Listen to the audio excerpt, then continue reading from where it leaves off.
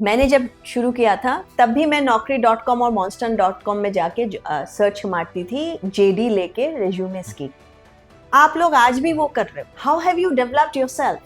ये चला जाएगा, ये रहेगा नहीं। Tech is moving very fast. जिसको सच में करना है ना वो कर ही देता है। मैं तो जी थक गया हूँ, स्टक हो गया हूँ, देखो मैं इतनी मेहनत करता हूँ, आई have done so much, I have so much of experience, मेरा इतना एक्सपर्टीज है, पता नहीं क्यों नहीं हो पा रहा है। First of all the person has to get out of that thinking. क्यों नहीं हो पा रहा है खुद सोचो ना। The external world is not going to help you. What is relevant in your area? किसको नौकरी मिल रही है पहले वो तो देखो। Who is getting the job? Somebody who's maybe knows tech, somebody who's great in communication, somebody is able to manage 3 departments, maybe they are getting the opportunities. You start honing your skills. The first step is you please do your self analysis. Do you really want to change? नमस्कार दोस्तों, स्वागत है आपका true interview series के नए episode में, जहां हम आपको मिलवाते हैं एचआर और इंडस्ट्री लीडर से और सीखते हैं करियर और बिजनेस टिप्स। मैं हूं Kunwar Vaibhav Singh, founder of true CV. True CV एक प्लेटफॉर्म है जो आपकी हेल्प करता है in getting ready for job by resume writing, LinkedIn makeover and interview preparation. आज की हमारी गेस्ट एक ऐसी एचआर लीडर हैं जिन्हें इंडिया और एशिया के टॉप एचआर अवार्ड से रिकॉग्नाइज किया गया है, including top 100 HR minds, top 50 women leaders, Asia top 100 power leaders और कई ग्लोबल रिकॉग्निशन जो इन्हें इंडस्ट्री की मोस्ट रिस्पेक्टेड एचआर वॉइसेस में से एक बनाते हैं। इन्होंने media, advertising, IT, analytics, consulting और डिजिटल ट्रांसफॉर्मेशन जैसे कई इंडस्ट्रीज में लीडरशिप रोल निभाए हैं and right now she is head of people India at Trinity life sciences. इस पॉडकास्ट में हम बात करेंगे उनकी जर्नी के बारे में, टैलेंट ट्रांसफॉर्मेशन के बारे में और कुछ ऐसे टिप्स जो आपके करियर को एक्सेलरेट कर सकते हैं। तो please join me in welcoming miss Shashwati Sinha.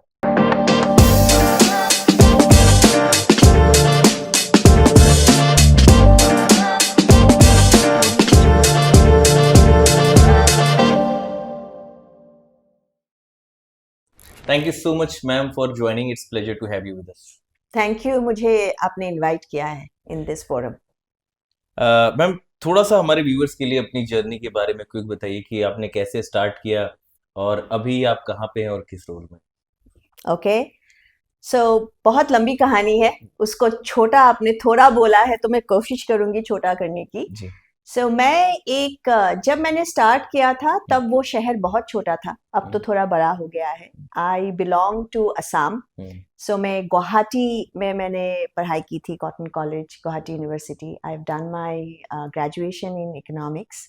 इसके बाद मैंने एमबीए किया है, मैंने एलएलबी किया है और मैं पहली जॉब लेके दिल्ली आ गई थी वे बैक 97-98 में।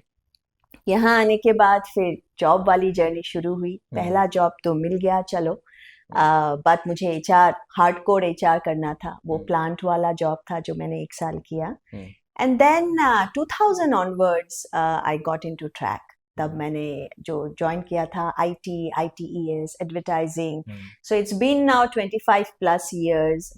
मैंने बहुत सारे ज्योग्राफीज को मैनेज किया है। मैंने लैटिन अमेरिका मैनेज किया है, चाइना मैनेज किया है, यूरोप मैनेज किया है। So all the geographies I have managed as HR, an HR head. I've been part of many industries, advertising, media. I was part of Samsung Group. I was part of Publicis. I was heading HR there. And then consulting में मेरा, I've spent 8 years in the professional services industry in eValueServe, and currently I'm working with a professional services industry in the healthcare and life sciences space, which is Trinity Life Sciences. So ये थी पूरी journey. So you know, you've told you work with different industry, अलग अलग organisation के साथ अलग अलग industry में भी आपने काम किया है। For HR manager, HR leader, HR head, क्या अलग अलग इंडस्ट्री में काम करना डिफरेंट होता है और सबसे चैलेंजिंग इंडस्ट्री आपको कौन सी लगी? मैंने डिफरेंट होता है कि नहीं पता, स्किल्स आर द सेम। कहीं पे आपका एक स्किल ज्यादा यूज होता है, कहीं पे एक स्किल थोड़ा कम यूज होता है। फॉर एग्जाम्पल के लिए जब आप आईटीएस में होते हो तो आपका प्रोसेसेस वगैरह तो सेट होते हैं, आपको उससे ऊपर काम करना पड़ता है कि ये तो बेसिक तो सेट है। बेसिक अगर सेट हो गया तो आप क्या करोगे एज एचआर हेड? सिर्फ बातें करके तो होगा नहीं। So how will you ensure कि जो आपकी पीपल स्ट्रैटेजी है और आपकी जो बिजनेस स्ट्रैटेजी है वो एक साथ चल रही है। वहां पे आपकी वो स्किल काम आती है, आपका नंबर्स, आपका डेटा, आपका कैसे आप समझते हो बिजनेस को और कैसे आप उसको लेके आते हो एचआर में और एक साथ चलते हो, वो काम आती है। जब आप एडवर्टाइजिंग में चले जाते हो वहां प्रोसेस भी नहीं होते हैं कभी कभी। जब मैं काम कर रही थी तब तो प्रोसेसेस भी नहीं थे, तब आपको वो काम आता है कि प्रोसेसेस सेटअप करो, समझाओ, लोगों का बाय इन लो, कोलैबोरेशन में काम करो, लोगों को इन्फ्लुएंस करो, वो बहुत जरूरी होता है। अब लोगों को लेके लोग फॉलो ही नहीं करेंगे तो आपके प्रोसेस का क्या करोगे आप। सो लोगों को लेके चलना पड़ता, वो स्किल काम आता है। जब आप मैन्युफैक्चरिंग में होते हो, अगेन वहां पे प्रोसेसेस सेट है, लेकिन आपको कंप्लायंसेस आने चाहिए, गवर्नेंस आने चाहिए। आपको कहीं भी कुछ चूक गया कंप्लायंसेस में, it's a big deal in manufacturing. तो वो स्किल ज्यादा काम आता है, जहां मेरा लॉ काम आता है। So there are different nuances. Skills तो होने चाहिए आपके पास, बट कौन सी इंडस्ट्री चैलेंज तो कुछ भी नहीं है। ये the world has moved on, अभी कुछ भी चैलेंज नहीं है। You just have to figure out how to do it, that's all. और आपने डिफरेंट फंक्शंस भी हैंडल किए डिफरेंट ऑर्गेनाइजेशन में। अगर आज किसी को, कोई फ्रेशर है, गोइंग फॉरवर्ड, जब आप लीड कर रहे होते हो तो आप बहुत सारी चीज़ें सीख भी चुके होते हो और बहुत सारी चीज़ें आपको मैनेज भी करनी होती है। बट अगर किसी नए को चूज़ करना हो, कोई किसी फ्रेशर को चूज़ करना हो, तो उसको क्या करना चाहिए? कंप्लायंस चूज़ करना चाहिए, टैलेंट एक्विजिशन चूज़ करना चाहिए, organization development, talent management? What is the function where you see there is a huge scope in coming years? Just to clarify my question a little more, कि एक time था जैसे HR में compliances वाला ऐसा था कि यार बहुत सारी जॉब्स थी, हर मैन्युफैक्चरिंग में, हर यूनिट में सबको ज़रूरत थी। फिर एचआरआई सिस्टम और बहुत सारी चीज़ें ऐसी आ गई जब हम पेपर की बजाय चीज़ें ऑटोमेट होने लगी है। आज की डेट में किस चीज़ की, किस फंक्शन की एचआर में सबसे ज़्यादा मार्केट को डिमांड है? वैभव, थोड़ा अलग तरीके से आंसर करूंगी जी। मैं उसको। जब मैंने अपनी जर्नी शुरू की थी ना, मुझे इतना कुछ इन्फॉर्मेशन नहीं था जैसे आज के सब लोगों को है कि टैलेंट एक्विजिशन है। हमने सिर्फ किताबों में पढ़ी थी। हमें लगता था रियल लाइफ में तो सिर्फ एचआर डिपार्टमेंट है। एक टाइम पे तो उसको पर्सनल डिपार्टमेंट बोलते थे, प्लांट में तो पर्सनल डिपार्टमेंट बोला जाता था। सो हमें इतना पता नहीं था। तो जब मैंने शुरू किया था ना, मैंने सोचा था एचआर में जाना है। अब उसके लिए I will figure out whichever way. तो मैंने डिफरेंट फंक्शंस भी हैंडल किए थे just to move into HR. Systems processes function में मैंने ज्वाइन किया था just to ensure that I move into HR. Everything has help me in my journey, everything. So मैं हमेशा बोलती हूँ कि don't focus on so much of expertise, you have to be a T talent. आज की date में इसको बोलते हैं टी टैलेंट। आपकी स्पेशलाइजेशन एक चीज में होनी चाहिए, दैट इज ट्रू, लेकिन आपको आना सब कुछ चाहिए। सो अगर आप एचआर हो, you specialise in whatever you want to. Talent acquisition आपको डीपर जाना पड़ेगा। मैं अभी भी अपनी टीम को बोलती हूँ, टीए टीम को, and they will tell me, and every organisation I tell them. मैंने जब शुरू किया था तब भी मैं naukri.com और monster.com में जाके सर्च मारती थी जेडी लेके रेज्यूमेस की। आप लोग आज भी वो कर रहे हो। How have you developed yourself? ये चला जाएगा, ये रहेगा नहीं। Tech is moving very fast. आपने अपने आप को कैसे डेवलप किया? There so many ways. I did it for 6 months, then I refuse to do it this way. फिर मैं जेडी खुद बनाती थी क्योंकि मुझे बिजनेस पता था। मैं naukri.com में नहीं जाती थी, मैं देखती थी कोल्ड कॉलिंग करके कि वहां पे सेम टाइप के रोल में हमारे कंपटीशन में कौन बैठा हुआ है। मैं उसको लाती थी क्योंकि मुझे पता है वो एक रेज्यूमे और एक सिलेक्ट। मुझे इतना काम करने की जरूरत है नहीं। थोड़ा सा मैं अपना भी लगाती थी स्मार्टनेस की, इतना कुछ ना करना पड़े, जल्दी जल्दी हो जाए काम।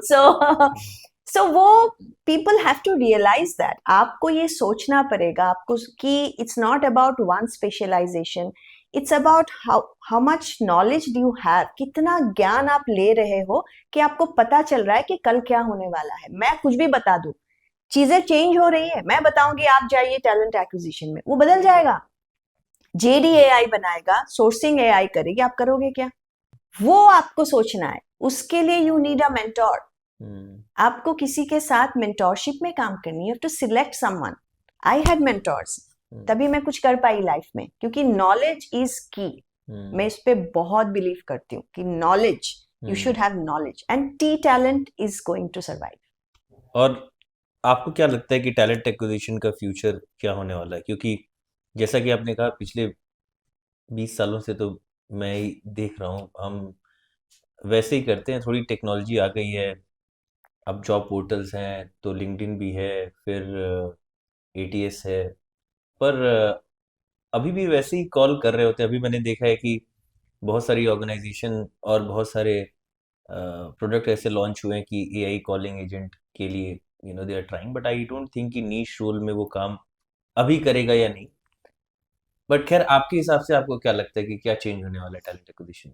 देखिए वैभव, कॉग्निटिव स्किल्स आपको डेवलप करने पड़ेंगे. व्हेन आई से cognitive skills, I mean the हम लोग जो कॉर्पोरेट में बोलते हैं डिजाइन थिंकिंग, राइट? आपको आउटकम बेस्ड सोल्यूशन सोचना पड़ेगा. आउटकम क्या है? आउटकम ये है कि हमको right talent at the right place at the right time at the right cost.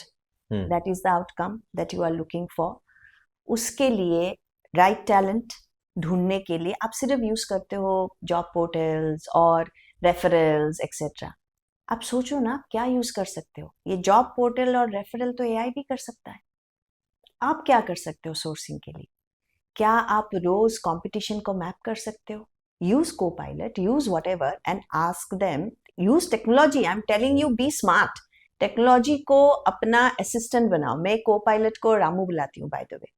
I say, Ramu, ये करके दो. Ramu does it for me. So so it's not nothing derogatory, but it's just that कि co-pilot मेरा दोस्त है, वो मेरी मदद करता है काम को फास्ट करने के लिए. आप ये सोचो आप सोर्सिंग कैसे करोगे? ये सारा टेक ले जाएगा.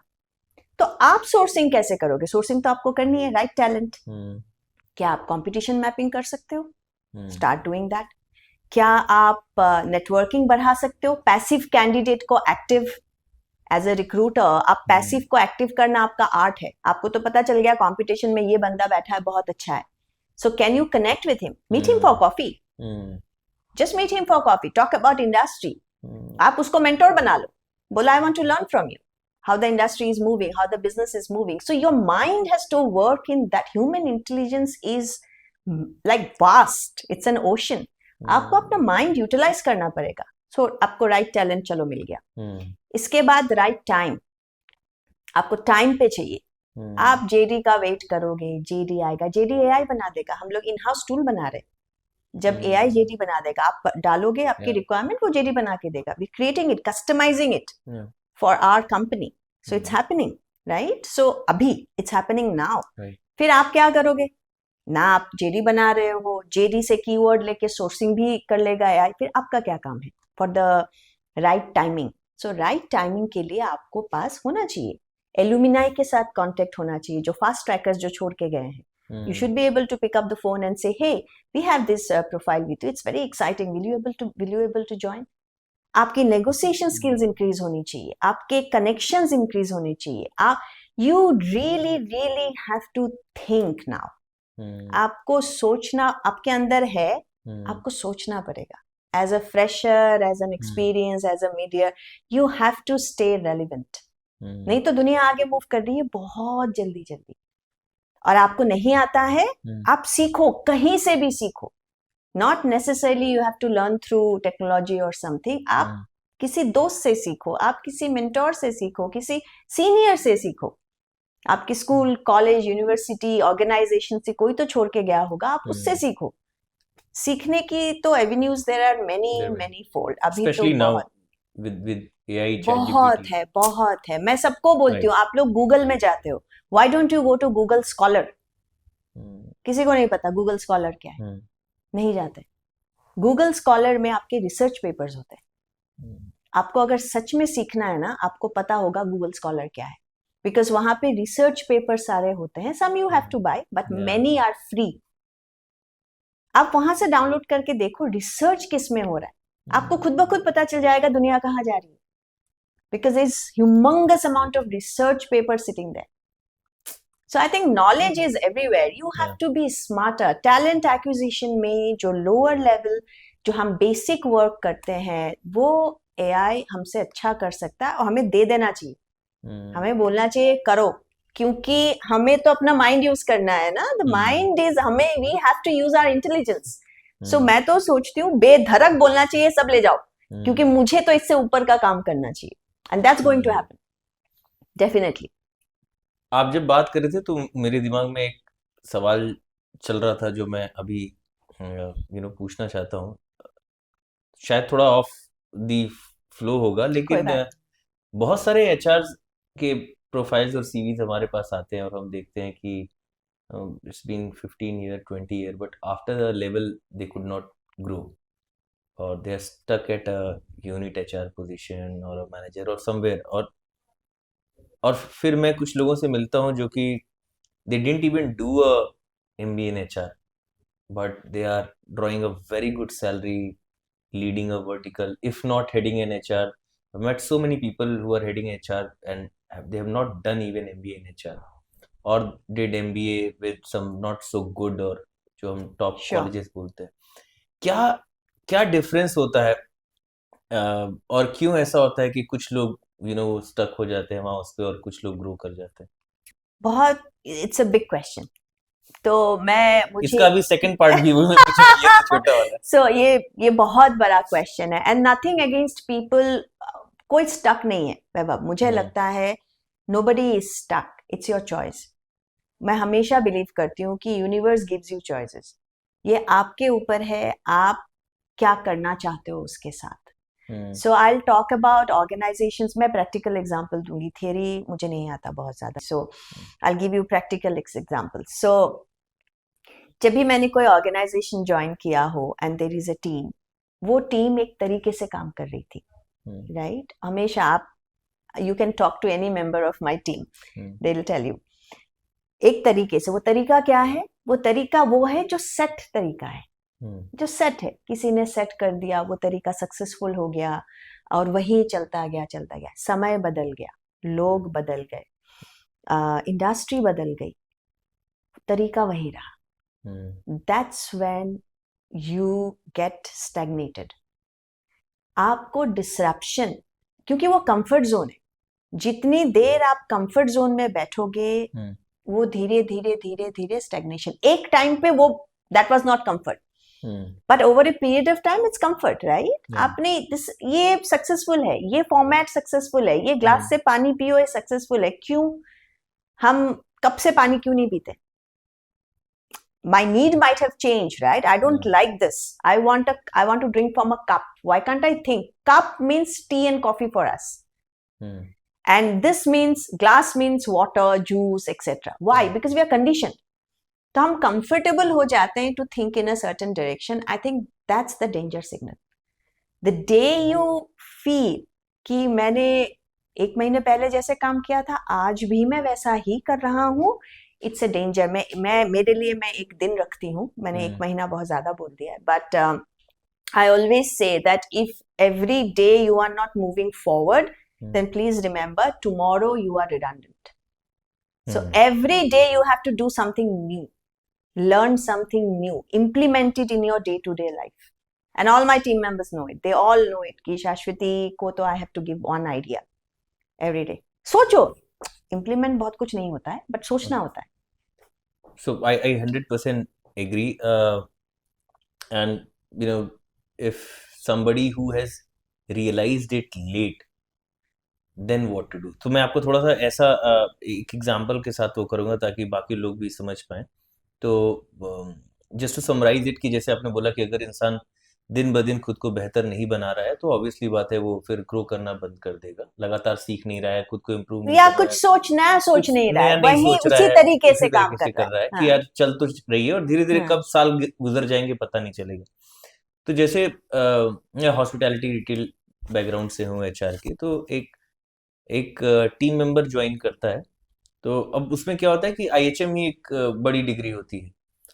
तो इंस्टीट्यूट ऑफ होटल मैनेजमेंट, आपने होटल मैनेजमेंट किया है और अब आप किसी भी लेवल पे ज्वाइन कर रहे हो, फ्लोर मैनेजर या customer care executive, team member, या फिर एक नॉर्मल 12th पास ग्रेजुएट बंदे ने ज्वाइन किया. अब उन दोनों का एक सर्टेन ग्रोथ पाथ होता है कि इमीडिएटली उनको एक स्टोर मैनेजर बनना होता है, रेस्टोरेंट मैनेजर होता है. आई मीट एंड इसीलिए मैंने वो स्टक वाला वर्ड यूज किया था कि मेरे पास कई बार कॉल आती है और बोलते हैं सर कि अब रेस्टोरेंट मैनेजर पे हम स्टक है, हम टीम मेंबर से रेस्टोरेंट मैनेजर तो बन गए, और जनरली अगर किसी को बनने में 3 से 5 साल लगते हैं, अगर कोई स्मार्ट हो सकता है कि कोई 6-7 साल में बना हो, और अब पिछले वो 4-5 से उसी रोल में है, और उसको पता नहीं चलता है, उसको रियलाइज होता है कि मुझे 15 साल हो गए और मैं अब रेस्टोरेंट मैनेजर ही। और अब जो ब्रांड्स हैं, अब उनके प्रोफाइल भी तो अगर आप देखोगे आपको दिखाई देगा कि अरे यार ये तो 15 साल का एक्सपीरियंस है उसको, बट हायरिंग मैनेजर के लिए तो हायरिंग मैनेजर तो उसको ऐसे दिख रहा है कि यार, और उसको खुद को भी ऐसा महसूस हो रहा है कि यार ये 15 साल से मैं काम कर रहा हूँ, मुझे इतने अच्छे से ये आता है। हायरिंग मैनेजर ये देख के बोल रहा है कि यार 15 साल में अगर ये नेक्स्ट लेवल पे ग्रो नहीं कर पाया तो इसका मतलब कोई ना कोई प्रॉब्लम जरूर रही होगी, और हो सकता है कि उसने उस टाइम पे ध्यान ना दिया हो कि यार मुझे कुछ नया सीखना है, कुछ करना है, बट अब उसको रियलाइज हो रहा है और अब थोड़ी देर हो गई है, तो अब क्या करना चाहिए? अब थोड़ी मेहनत ज्यादा करनी पड़ेगी पिवट करने के लिए। हम्म, सो मैं हमेशा बोलती हूँ कि अगर, and I always I believe in it, this is not a very, बहुत ज़्यादा पॉपुलर नहीं है ये थॉट प्रोसेस, बट मैं इस पे हम्म, बहुत विश्वास रखती हूँ कि 15 साल, अगर आप 15 साल से या 10 साल से आप अगर एक ही पोजीशन पे हो, हम्म, या तो ऑर्गेनाइजेशन को आपकी कदर नहीं है, हम्म, या तो योर कॉस्ट इज लेस, हम्म, या तो आप कंफर्टेबल हो। हम्म, तीनों में से it work for you, right? कोई yeah, क्यों रहेगा, एनी लॉजिकल इंसान 15 साल बाद क्यों रियलाइज करेगा कि आई एम स्टक? वो रियलाइजेशन इसलिए तब कर रहा है क्योंकि कंफर्ट थी, हम्म, कि सब अच्छा चल रहा था, लोग अच्छे हैं, पैसा ठीक ठाक मिल रहा था, इंक्रीमेंट ठीक ठाक हो रहे थे, I am comfortable, right? yeah, so मेरे उस टाइम पे शायद I had to take care of my parents, my wife, my extended family, मेरे लिए ठीक था, आई वाज बैलेंसिंग, मैं घर चला जाता था, उनका ध्यान रख लेता था एंड सब कुछ हो जाता था। तो ये एक रीजन है, ये ह्यूमन साइकोलॉजी, अदरवाइज कोई नहीं बैठेगा ऐसे, कुछ ना कुछ कंफर्ट ना हो तो। या तो आपने अपना करियर किसी और के हाथ में दे दिया कि सर तो देख लेंगे मुझे, ये आपने कर लिया हो, अगर ये कर लिया हो अपना, अगर सर निकल गए वहां से या मैम निकल गई वहां से, फिर आप गए। So you have somewhere or the other, you have set yourself up for failure, honestly. That is one. ठीक है, आपको realization अगर हो गया है, then it's time to pivot. Immediately छोड़ो and pivot. स्टोर मैनेजर अगर आपको नहीं बनना है और वहां पे कोई और अपॉर्चुनिटी नहीं है किसी और डिपार्टमेंट में जाने की, move to another or look for something else. Go somewhere else, because growth वहां तो आपका हो गया, your branding is done, brand is so important, your perceived value is that. For 15 years you are sitting there doing that, getting whatever, then your perceived value is also that, inside and outside. So pivot to another department if that is not working out. So you have to create disruptions. कुछ तो आपको करना पड़ेगा, individual to individual differ करता है, but you have to get uncomfortable. So मुझे लग रहा है बहुत अच्छे से आपने एक्सप्लेन किया कि वो क्यों वहां पे पहुंचा। ठीक है, आप बिल्कुल ऐसा ही होगा, थोड़ा सा वो कंफर्टेबल हो गया, उसको साल दर साल थोड़े थोड़े पैसे मिलते चले गए, और अब उसको बाद में रियलाइज हो रहा कि अब यहाँ से ज्यादा जो है वो नहीं हो पाएगा, यहाँ पे अब इससे ज्यादा नहीं हो पाएगा, उसको देख के खराब लग रहा है या कुछ भी। अब उसको करना क्या चाहिए? वैभव, पहले तो ये है, जिसको जो सचमुच करना चाहता है ना वो कर देता है। सो मैं I am so much of this thinking कि जिसको सच में करना है ना वो कर ही देता है। जिसको लगता है कोई आके करे ना, वो ऐसा क्वेश्चन पूछता है कि मैं तो जी थक गया हूँ, स्टक हो गया हूँ, देखो मैं इतनी मेहनत करता हूँ, आई have done so much, I have so much of experience, मेरा इतना एक्सपर्टीज है, पता नहीं क्यों नहीं हो पा रहा है। This kind of, first of all the person has to get out of that thinking. क्यों नहीं हो पा रहा है खुद सोचो ना। The external world is not going to help you. What is relevant in your area, किसको नौकरी मिल रही है पहले वो तो देखो। Who is getting the job? Somebody who's maybe knows tech, somebody who's great in communication, somebody is able to manage 3 departments, maybe they are getting the opportunities. You start honing your skills. The first step is you please do your self analysis. Do you really want to change, or do you want the designation and again the comfort zone? What do you want? You first figure that out. Then you realize ki nahi, I want to, I'm passionate, I want to do something more. Then you see who's getting the job that you are aspiring for. हाँ अरे इसको मिल गया, he is a youngster, he knows nothing. No, he knows something. Maybe he is better in communication, maybe his cost is lower. So then go for it. Say that, listen, I'm willing to take a cut, but I want to go to the next department. It all comes from self. World is not going to give it to you on a platter. It's the world is moving very fast. So आप में क्या है जो आप दुनिया को दे रहे हो? That is a self assessment every moment. And it's a continuous process. It's fun. It's great. It's not a pressure. ये मस्ती है because you are learning. So देखिए, आप you could see things which generally people don't see. तो जब आपको दिखाई देने लगता है ना, तो आपको वो बड़ा फन भी लगता है और वो चैलेंज में भी आपको बड़ा मजा आता है.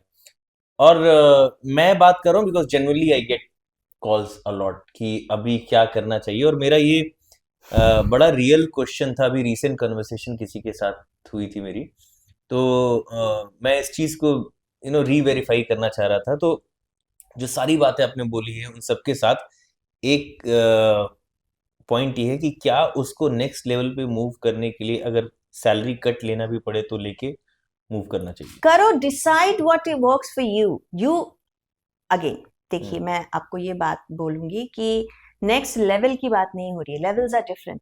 किसी कंपनी में आप सीईओ होगे, किसी और कंपनी आपको बुलाएगा डायरेक्टर, कोई और कंपनी. आजकल तो कोई मतलब नहीं है. आप खुद की कंपनी खोल दो, आप सीईओ बन गए, राइट? या एमडी बुला लो अपने आप को, कुछ भी कर लो, right? So it depends on what you want. But yes, if you are really focused on success, you have to define what success is for you. इसके बाद आपको जो करना पड़े, ताम दाम दंड भेद. सो आपको कट लेनी पड़े, कट लेके जाओ, क्योंकि 2 साल में आप उससे ज्यादा कमाओगे जो आप कमा रहे थे. आपको नया स्किल सीखना पड़े, सीखो. आपको नेटवर्क ज्यादा करना पड़े, करो. आपको मेंटोर ढूंढना पड़े, ढूंढो. आपको 10 लोगों से बात करनी पड़े, करो. Don't be comfortable, get uncomfortable. अपने आप आएगा सब कुछ. सो हमारा जो इससे प्रीवियस क्वेश्चन था उसको कंटिन्यू करते मैं भूल गई मैं. So you have to. नहीं, मेरा प्रीवियस क्वेश्चन था कि कैसे कुछ लोग कोई बिना किसी बड़ी डिग्री के या बिना कुछ किए हुए they do very well, and then how come there are people who get stuck at certain level. So उस क्वेश्चन से जो मैंने बोला था कि जब आपने कहा कि ये बड़ा सवाल है, मैंने कहा कि अभी उसका दूसरा पार्ट है.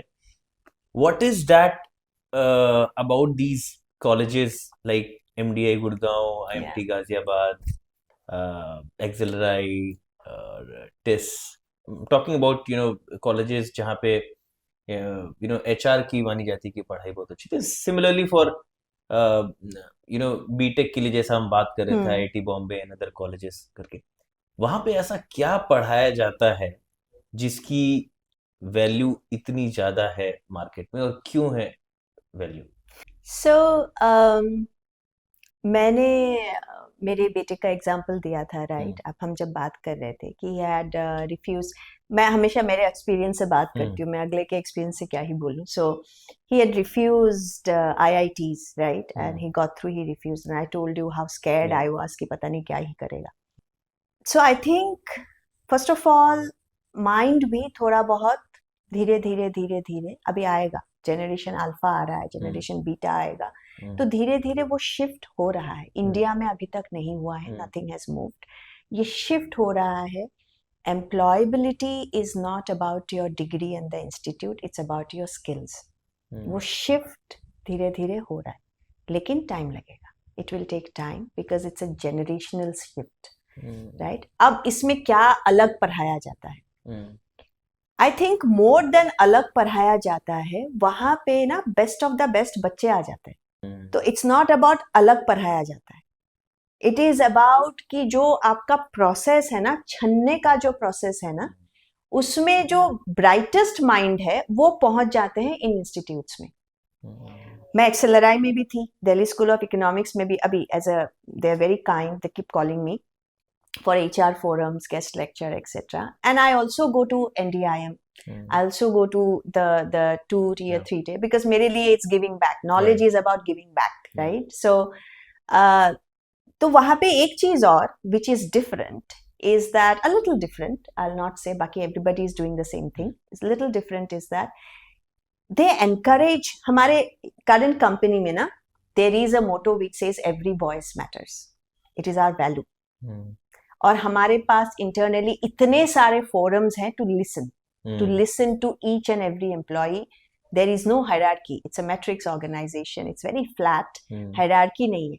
कोई भी fresher आके मुझे बोल सकता है and without fear कि शाश्वती इसको ऐसे नहीं ऐसे करना चाहिए. This is my logic. कोई भी बोल सकता है without fear. That's the culture. So I think in some ways or other, these institutes who are reputed, who have built a reputation, are also realizing this. So वहाँ पे listening के ना very different forums है. एक बच्चा जिसको अच्छे से अंग्रेजी नहीं आती या अच्छे से कोई regional language नहीं आता, वो बच्चा lost हो जाता है.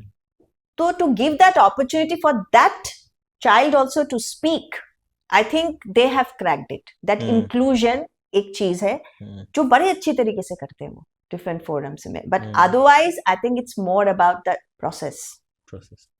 So ये जो ऑर्गेनाइजेशन होती है यहाँ से जो पास आउट करते हैं उनको शायद एक क्रेडिबिलिटी मिल जाती कि ये यहाँ तक पहुंचे हैं तो they are the brightest mind और एटलीस्ट एक ऑटोमेटिक फिल्टर लग के वहां पहुंचे हैं तो उनमें से the chances of getting better entry का प्लेटफॉर्म मिल जाता है. एंड अगर हम बात करें कि आज की डेट में जैसे कि आप हमने अभी डिस्कस भी कर रहे थे कि धीरे धीरे ट्रेंड चेंज हो रहा है. So what should a person do if they have an opportunity to go for that higher studies, and if they can go for higher study they should take that chance, that 2 years 3 years 5 years, and complete their education and then come back to the industry and start working. या फिर अगर इंसान को लग रहा है कि उसे +2 के बाद ही कुछ करना है या जॉब करनी है या ग्रेजुएशन के बाद ही करनी है तो उसे करना चाहिए. कौन सा दोनों रास्तों में से कौन सा रास्ता सही है? आप अगर वेस्टर्न कंट्री में होते तो मैं तो बोलती कि +2 के बाद ही कर लो जो करना है. We are in a country, हम अपने देश में अभी वो चिंताधारा आई नहीं है कि आपने अगर 12th पास करके एक सक्सेसफुल स्टार्टअप कर दिया किसी भी तरीके से, वेदर सेलिंग वाटर और प्लांट्स और व्हाटएवर, देन तो कोई नहीं देखेगा. लेकिन आप अगर थोड़ा सा फेल हो गए फिर आके बोलेंगे कि देखो तुमने तो ग्रेजुएशन भी नहीं की, तुमको तो नॉलेज ही नहीं इस वजह से. सो आई थिंक हम उतना इवॉल्व नहीं हुए हैं अभी कि एक cut off degree does not matter, it matters. End of the day it matters.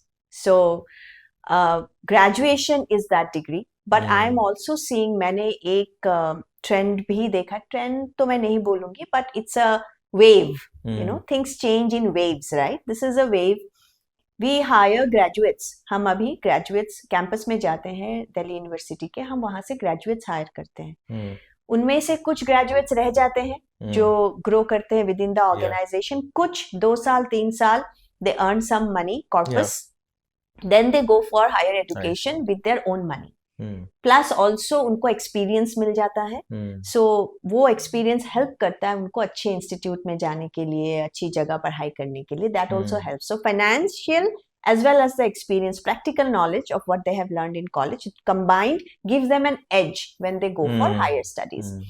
But वो personal choice है. जिसको नौकरी करके घर चलाना है ना, उसके पास choice नहीं है.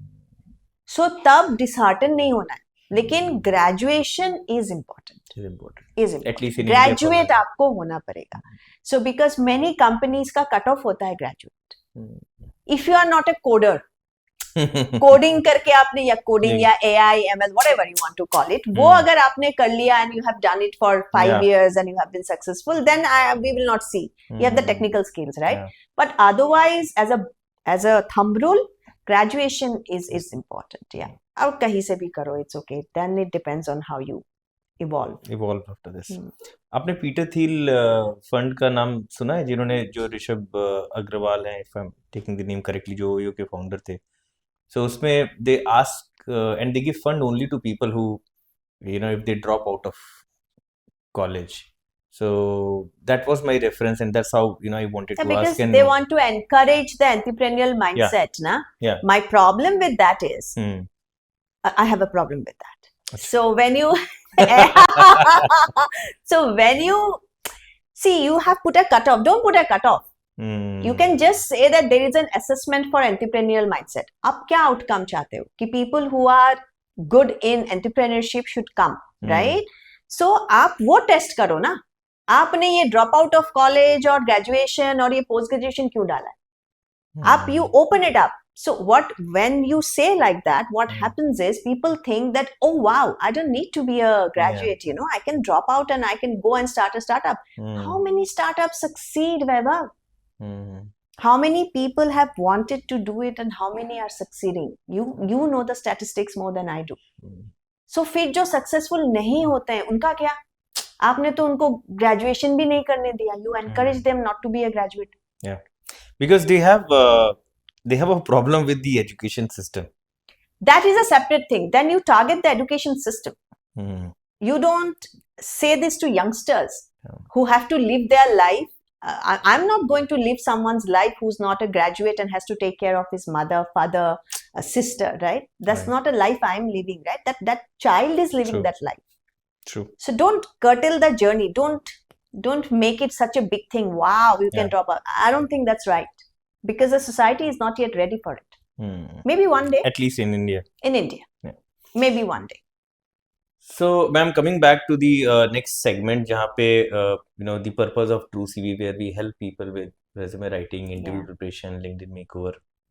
So we'll talk a little bit about those things. क्या चीज आप सबसे पहले देखते हो जब CV आपके पास आता है? What is the first thing that you look at the CV? I'll not talk about myself. Let me talk about recruiter. Okay. So मैं कुछ और देखती हूँ. तो मैं recruiter के बारे में बात करती हूँ. The first thing the recruiter sees when जब profile आता है उनके पास is JD और keywords match है कि नहीं. That is what every recruiter does. कि मेरे पास एक JD है. उस JD से related keywords आपके resume में है कि नहीं है. This is what recruiters do. That's the first thing. और मुझे लग रहा है कुछ इंटरेस्टिंग आंसर आने वाला है इसलिए what is that what you see? Okay, so depends on the role. किस role के लिए मैं assess कर रही हूँ.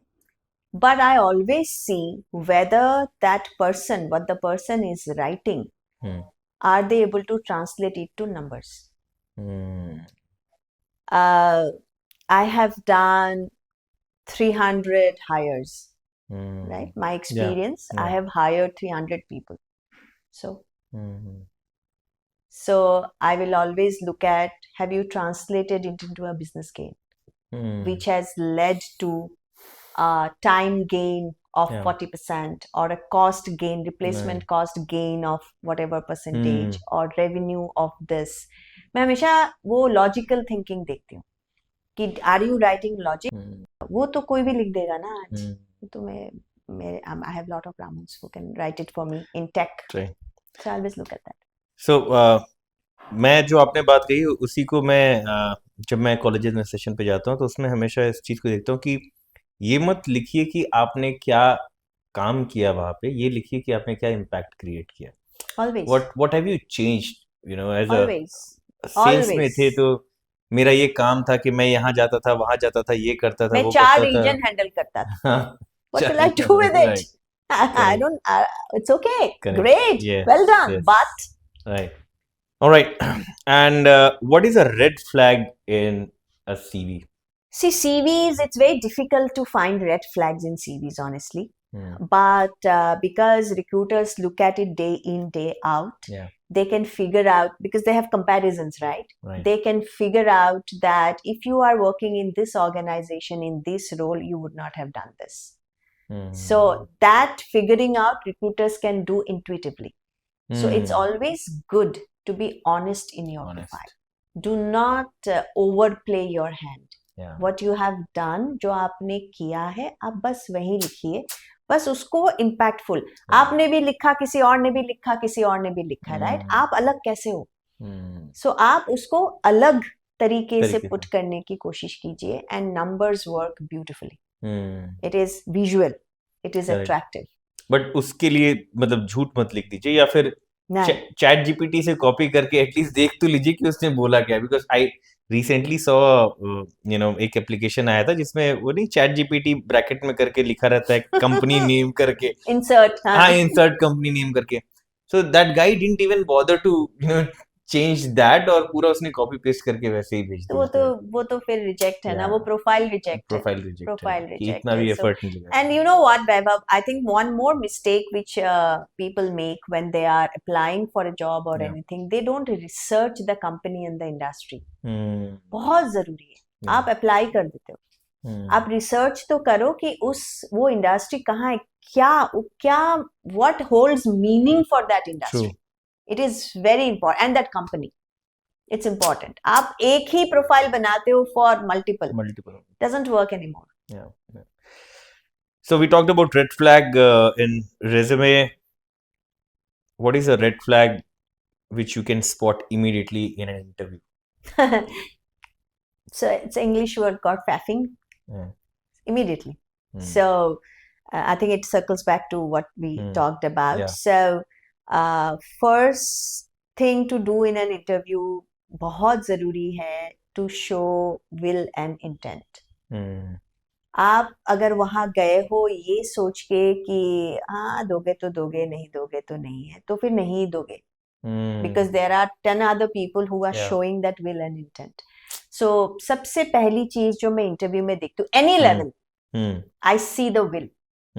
And everybody sees it. Let me tell you, it comes across कि आपकी इच्छा भी है कुछ करने की, आप चाहते भी हो ये कंपनी ज्वाइन करना, या ऐसे ही आगे हो क्योंकि पैसे बढ़ाने हैं, या अभी आपको चेंज चाहिए, इस कंपनी में हाइक कम मिली है, या 2 साल से हाइक नहीं मिली है इसलिए आए हो, कि you want to do something. वो विल बहुत जरूरी है टू कम अक्रॉस, एंड वो तभी आएगा when you are certain about what you want to do or what you want to contribute to your point, the impact you want to create. वो तो immediately पता चल जाता है. हाँ मतलब अगर कोई बस कहानियां बना रहा है, immediately पता चल जाता है, क्योंकि मैं हमेशा सोचती हूँ मेरा इंटरव्यू अगर मेरा सबऑर्डिनेट भी ले रहा है, because this is now happening, right? Your subordinates also have an interaction, maybe not interview but a conversation with you. वो भी ले रहा है, मेरे लिए उसको भी मेरा इंटेंट दिखाना is very important, not my knowledge, because वो मेरा इंटेंट देखेगा सबसे पहले. ह्यूमन बीइंग है ना, सो वो फील करेगा इंटेंट, इसके बाद सुनेगा नॉलेज. आपको इंसान को तैयार भी तो करना पड़ेगा ना आपकी सुनने के लिए, उसके लिए you'll have to project. And what's your favorite question in an interview which like you ask most of the time? I don't think I have any. अब तो बहुत बदल गया है, कुछ पूछती थी कुछ, मैं तो क्वेश्चन चेंज होते रहते हैं, but I think one question I always ask, and मैं इसके बारे में थोड़े टाइम पहले बात कर रही थी कि कन्वर्ट, मैं हमेशा बोलती हूँ कि व्हेन आई टॉक अबाउट, जब आप बोलोगे कि आपने क्या क्या अचीव किया है, आप मुझे इंग्लिश मत बोलना, आप सिर्फ मुझे नंबर बोलना. मैं हमेशा बोलती हूँ. दे पॉज, फिर उनको समझ नहीं आता क्या बोले, तो वो 5 मिनट, मैंने कहा you pause, you have a cup of tea, have a glass of water, लेकिन एक शब्द अंग्रेजी की नहीं आनी चाहिए, सारा नंबर्स आना चाहिए. टफ वन, बिकॉज मैं अभी फ्रेशर्स का नहीं लेती हूँ ना मैं, सो आई टेक एक्सपीरियंस. क्या क्वेश्चंस पूछते हो उसमें से, जैसे फॉर एग्जांपल किसको, किसी भी एक्सपीरियंस, किसी भी रोल के लिए, मान लीजिए आप जैसे डिजिटल मार्केट, और कोई रिसेंटली कोई आपने इंटरव्यू किया हो किसी भी पोजीशन के लिए? रिसेंटली मैंने अपने ही टीम की पोजीशन के लिए इंटरव्यू किया है. क्या सवाल पूछा जिसका आंसर नंबर में होना चाहिए था? सो द पर्सन, अभी last company, the person had to come for a business HR role. तो मैंने बोला कि आपके you have got 15 years 14 years whatever years of experience, आप उस एक्सपीरियंस में आप मुझे ये बताइए कि आपने क्या क्या किया है. देन आई सेड होल्ड, क्या क्या किया है नंबर में बताइए. So then pause. So the answer could have been मैंने attrition 28% से 25% किया है. मैंने retention rate, जहाँ टेक में attrition था उसकी retention rate मैंने बढ़ा दी. मैंने talent acquisition में decline ratio कम कर दिया. मैंने 2000 लोगों के साथ EWS करके I ensured that the star performers, high potentials which were around 50 people, they got retained for 2 years. Numbers are everywhere. everywhere, and you True. do deal in numbers. You have Yeah. to think in numbers. Absolutely. And that is why we always say कि अगर आपने अपना resume सही तरीके से लिखा है ना, तो आप इंटरव्यू के लिए भी बड़े अच्छे से प्रिपेयर हो सकते हो। जैसे मैंने बोला था वो इम्पैक्ट वाली बात, आपने आखिर सवाल भी वही पूछा। अगर आपने अपने कियारे में अगर ये नहीं लिखा होता कि मैं सवेरे उठ के ये करता हूँ, वो करता हूँ, ब्रश करता हूँ, नहाता हूँ, धोता, रादर देन अगर आपने एक्चुअली लिखा होता कि ये इम्पैक्ट मैंने क्रिएट किए हैं, तो जो सवाल आप पूछे, and this is something very new by the way which about in resumes that we have talked about, लेकिन ये जो सवाल आप पूछ रहे हो, it's very meaningful. Yeah, I know. But they pause. Nobody is prepared for this. Nobody Very important is question. prepared for this. They always pause. I think मैंने कहीं सुना था, जैसे एलोन मस्क से किसी ने पूछा कि आप क्या पूछते हो, तो उन्होंने बोला कि मैं पूछता हूँ कि what is the toughest thing that you have done, और फिर वो एक्सप्लेन करता है, और फिर मैं उसके हर लेयर्स पे नीचे जाता हूँ, और जैसे ही मैं सेकंड लेवल पे जाता हूँ, तो अगर उसने झूठ बोला होता है तो फिर वो आगे बता ही नहीं पाता है, और अगर उसने कुछ किया होता है तो आप उससे 10 लेवल नीचे भी पूछते जाओगे ना, कितने भी माइन्यूट लेवल पे, तो उसको हर माइन्यूट डिटेल मालूम होगी, तो आपको पता चल जाता है कि वाकई उस इंसान ने ये काम किया है कि नहीं.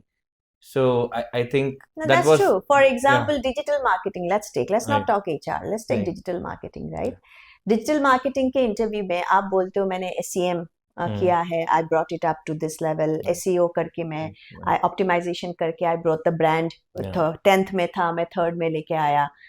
मेरा क्वेश्चन हमेशा होगा, and because that has become basic, right? Yeah. Has it converted to sales? Right. Has it converted? आप जो ये visibility लेके आए हो, उसको टॉप में लाए हो, कितने क्लिक्स मिले हैं आपको? उसमें उन क्लिक्स में से how many turned into actual sales? वो नंबर है आपके पास? वरना आप फर्स्ट में लाओ, लास्ट में जाओ. Maybe that is not the job. You don't need to do that. True. You need to do something else. True. जो आपने किया ही नहीं, आप उसी में रह गए. तो आपने क्या किया? Great. So thank you so much, ma'am. It has been great speaking to you. बहुत ही insightful रहा. I'm sure मुझे इतना अच्छा लगा, so viewers को भी काफी कुछ सीखने को मिला होगा. We'll end with the last advice or the last question, and the one piece of advice which you would like to give for budding HR professionals, somebody who is just thinking of building their career in HR. What would be your advice? अब मैं advice देना तो छोड़ दिया है मैंने, because nobody takes my advice. But having said that, मेरी request है हर एस्पायरिंग प्रोफेशनल से, not only HR, her aspiring professional से, that please first of all focus on where you want to go.